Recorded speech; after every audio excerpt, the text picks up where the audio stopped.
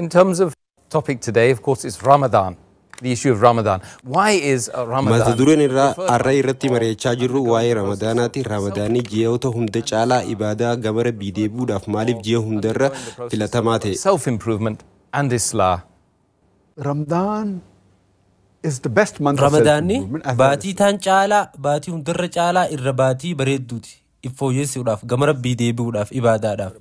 Akkuma Rabbiin keenya subhaanahu wa ta'aalaa jeetti yaa ayyuhallazina aamanu yaa warra Rabbitti amantan kutiba alaykumus siyaam soomanni kun baatii tana keessa soomanuun isinirratti dirqama godhamee jira kamaa kutiba alallazina akkuma warra isiniin dura irratti dirqama godhametti la'allakum tattaqun akka Rabbii keessan sodaattaniif jecha.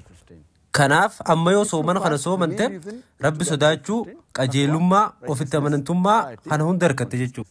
Kanaaf akkuma reefu dura irratti dubbadhee ture yoonii fi akka saayikooloojiin jawutti yoonii fi beelatee to'achuu dandeesse fadhinnaa ta'e hunda ta'an to'achuu ni dandeessaa jechuudha. Kanaaf inshallah ji'a Ramadaanaa yeroo soomannu fadhinnaa teenya hunda to'achuu ni dandeenya jechuudha. Sababiin isaas guyyaa guutuu beelaan waan oolluuf fadhinnaa nafsee teenyaa taatu waan islaaminna irraan dhorkame waan Rabbiin keenya nu dhorke waan ergamaan keenya dhorke irraa dhorkamuudhaaf guyyaa guutuu beelaan waan oolluuf ni dandeenya jechuudha. Tanaaf ji'i Ramadaanaa carraa guddaadha.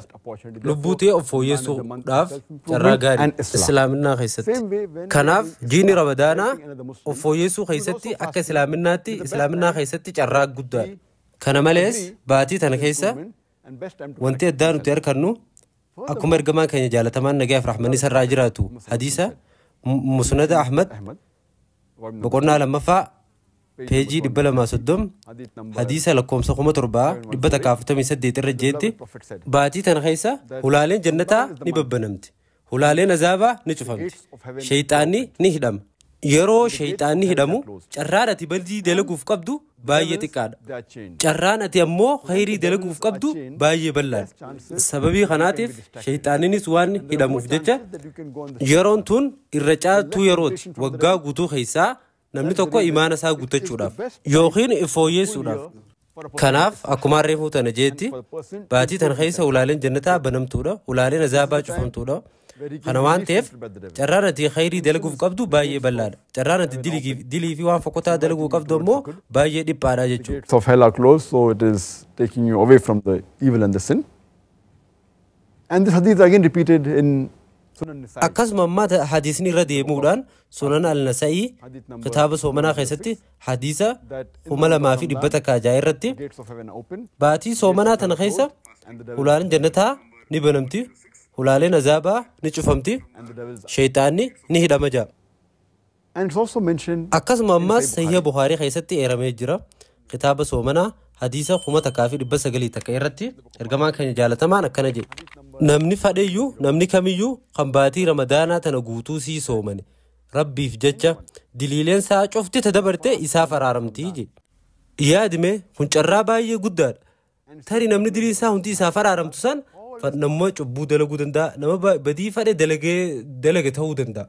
Baatii tana soomanuu qofaan diliinsaa isaaf araaramti cuftinuu kun carraa baay'ee guddaadha. Namoota miirri akkanaa itti dhaga'amuufillee carraa baay'ee guddaadha. Namoota miirri isaanii an akkamittiin carraa jannata seenuu harkadhaa badiilee gurguddoo akkanaa tanaan dalagee badiilee tana dalagee carraan jannata seenuu akkamittiin harkaba nama jiru hundaafu baatii tana soomanuu qofaan badii isaa dalagamte badii isaa inni dalagte dabarte guututti isaaf araaramtii jechuudha. Kun akka islaaminaati keessatti carraa baay'ee guddaa tokko jechuudha. Kanaaf nuti baatiin nuti keessee fooyyessiru baatiin nuti imaana keenya itti guuttannu baatii Ramadaanaa tanaa jechuudha akka islaamaa. Kanaafuu obboleeyyan islaamaa martinuu baatii tana qixa sirriitiin itti fayyadamuu qabnaa jechuudha. The best time for self-improvement as well as doing Islah. Same with the other Muslim brother.